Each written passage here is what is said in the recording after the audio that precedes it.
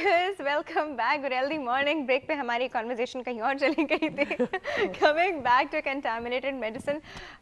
Ma'am, अभी आपने एक सवाल किया था कि केसेस अभी तक सामने क्यों आ रहे हैं। हाफ लाइफ पे बात, पब्लिक इंटरेस्ट के उनको बताने के लिए हाफ लाइफ की बात हो रही है। सबसे पहले तो सर आप ये एक्सप्लेन कीजिए हमारे व्यूअर्स को बिल्कुल सिंपल सी लैंग्वेज में कि मेडिसिन की हाफ लाइफ से क्या मतलब है। अच्छा, हाफ लाइफ ये होती है कि जहाँ पे जो कंसंट्रेशन ऑफ द ब्लड होता है उस दवा का वो हाफ हो जाए। जैसे बिल्कुल 100 है, अगर आपके पास बायोबिलिटी या जो ब्लड कंसंट्रेशन आ रहा है वो 100 है, वो कम होकर 50 तक आ जाए तो इसको हाफ लाइफ कह रहे होते हैं। अच्छा, इसके इस बिना के ऊपर ना आपकी डोजिंग हो रही है। लेकिन इफेक्टिव है हाफ लाइफ। हाँ, हाफ लाइफ इफेक्टिव होती है। हाफ लाइफ से नीचे 49 पे चला गया, नहीं, कोई इतना इशू नहीं होता। फिर आपको डोज देनी होती है। The half life is related to the dose कि आपको एक मेंटेन उस पर, जैसे ही 50 पे आती है तो आप एक और टैबलेट खिला लेते हैं, तो उसी हिसाब से आपकी डोजिंग हो रही होती है।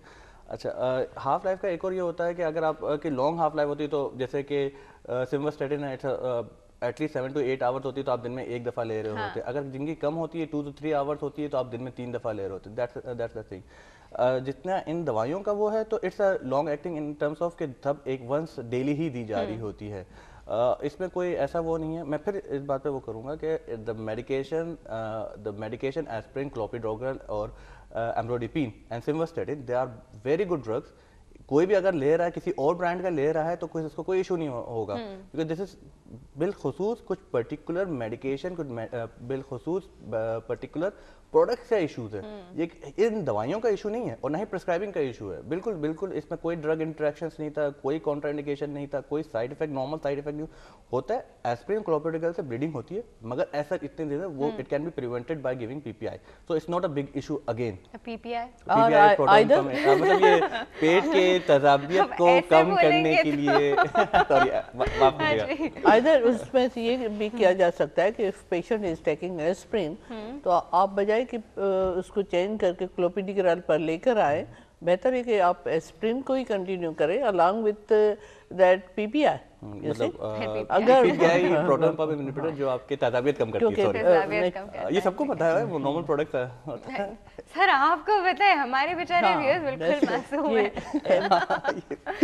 अच्छा मैम, अब मुझे एग्जैक्टली बताइए कि वो क्या सिम्टम्स हैं जो सामने आ रहे हैं जिसकी वजह से हम सस्पेक्ट करें। वो सिम्टम्स क्या है, पेशेंट में क्या चीज़ें एकदम से शुरू होती हैं और कितने अरसे में मेडिसिन लेने के बाद शुरू हो सकती हैं।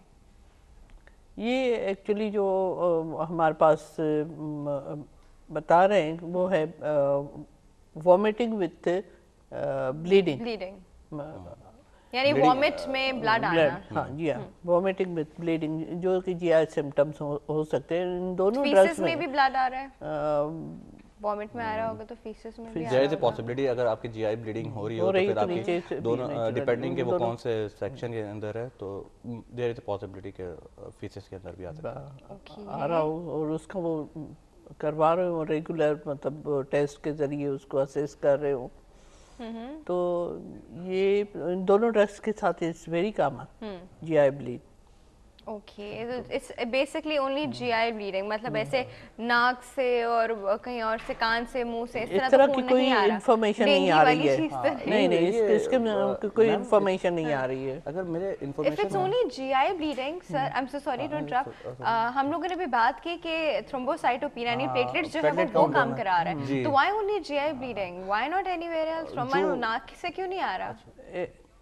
It is really common. हाँ, नाक से इसलिए कि ज़रूरी नहीं है, हम तभी इन मेडिसिन को देते जब आपका ब्लड प्रेशर जो है कंट्रोल्ड होता है। ये ध्यान में डॉक्टर्स रखते होंगे, या ब्लड प्रेशर को कंट्रोल करके ये मेडिसिन दी जाती है, एस्पिरिन, और especially when your diastolic blood pressure is up to 100।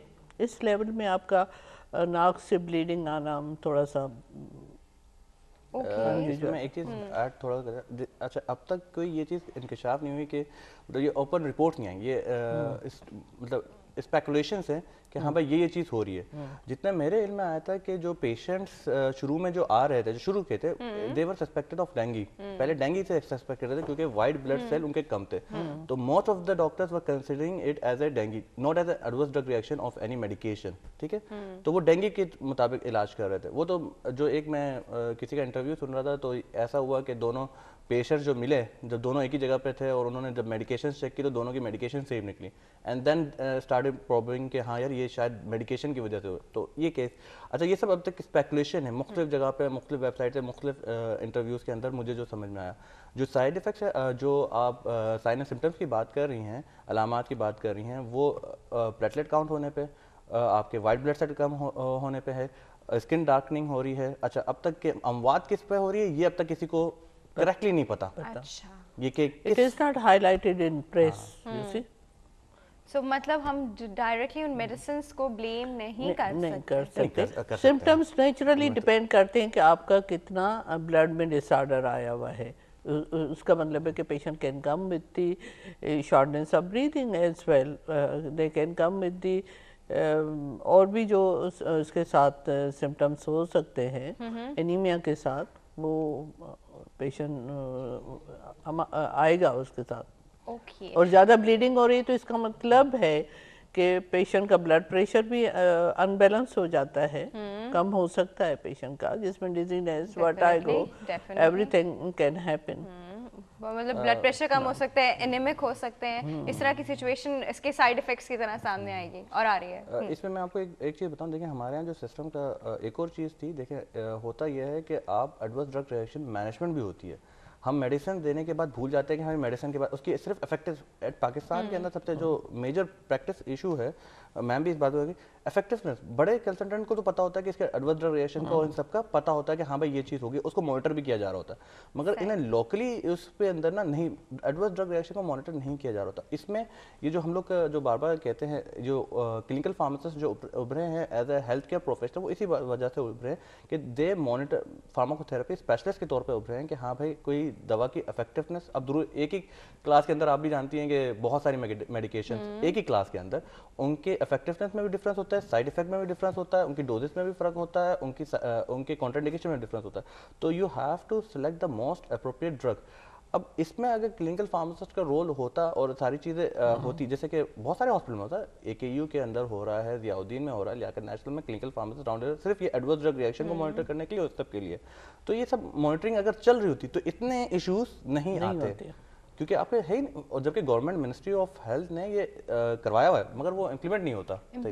But वो इसमें बहुत सारी चीज़ें इन्वॉल्व होती हैं। देखिए जब हम ड्रग्स को रजिस्टर कर रहे होते हैं, क्या हमारी गवर्नमेंट इस चीज़ को बेस बनाती है कि ये जो रजिस्टर करवाते हुए हम मुख्तलिफ जो लोकल कंपनीज है, वो जो कंपनी के ओनर्स हैं उनसे वो बात करते हैं कि भाई आप अपनी दवाओं की रिसर्च लेकर आओ।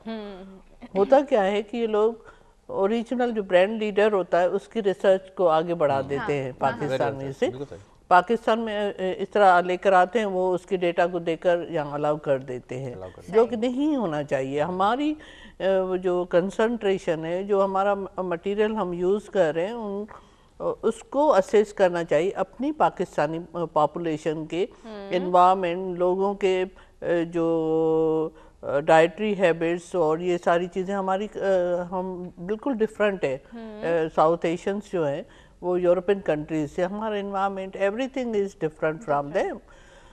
सो हमारी पॉपुलेशन पर ये जो ड्रग लेकर आ रहे हैं उसके डोज क्या है और उसमें क्या वो सूट कर रही है, हमें इन चीज़ों का लोकल डेटा होना चाहिए, जो कि पाकिस्तान में नहीं हो रहा है। हर ड्रग बाहर के उस ब्रांड लीडर का रिसर्च पे लाकर जमा करवा देती है and then they get licence. ये नहीं होना चाहिए। नंबर 2, अगर हम आते हैं अस्पताल पर, एवरी बिग अस्पताल या टर्शरी केयर हॉस्पिटल या गवर्नमेंट का कोई ऐसा इदारा जहाँ पर अगर आप परचेजिंग कर रहे हैं इनकी मेडिसिन की, तो वहाँ पर क्या इन जो मेडिसिन आप परचेज कर रहे हैं, क्या उसको एनालिसिस के पास भेज रहे हैं, एनालिस्ट के पास भेज रहे हैं? कौन भेज रहा है सर? मैम ये वो तो नहीं भेजेंगे जो खरीद रहे हैं, पेशेंट नहीं भेजेंगे ना? पेशेंट नहीं भेजेगा, ये हमारे जो जिनके पास पावर होता है परचेजिंग का, प्रोक्योरमेंट ऑफ द ड्रग्स, उनको भेजना चाहिए मेडिसिन के सैंपल्स, ताकि वो वहाँ से क्वालिटी मालूम कर सकें और फिर उसको अस्पताल में परचेजिंग या प्रोक्योरमेंट में करें उन मेडिसिन की। ये भी नहीं हो रहा, ये भी नहीं हो रहा। नंबर 3, पेपरा, गवर्नमेंट का इदारा है पेपरा। वो क्या करता है कि जी अक्सर और बेशतर मुझे, चूँकि हमारे सिविल अस्पताल में तो एक अच्छा सिस्टम है कि हमारे एमएस साहब एक प्रोफेसर हैं और ही मेडिकल सुप्रीडेंट, वो हमेशा क्वालिटी मेडिसिन्स को प्रेफर करते हैं और एवरी ड्रग जो क्वालिटी ड्रग में शुमार होती है, मतलब होनी चाहिए, वो हमारे सिविल अस्पताल जैसे इदारे में आ रही है। तो होता ये कि हर जगह कोई ऐसा पढ़ा लिखा आदमी तो नहीं होता पेरिफेरीज में इधर उधर जो कि इन मेडिसिन को उस लिहाज से मतलब परचेज करे कि क्वालिटी मेडिसिन हैं या नहीं है उनको।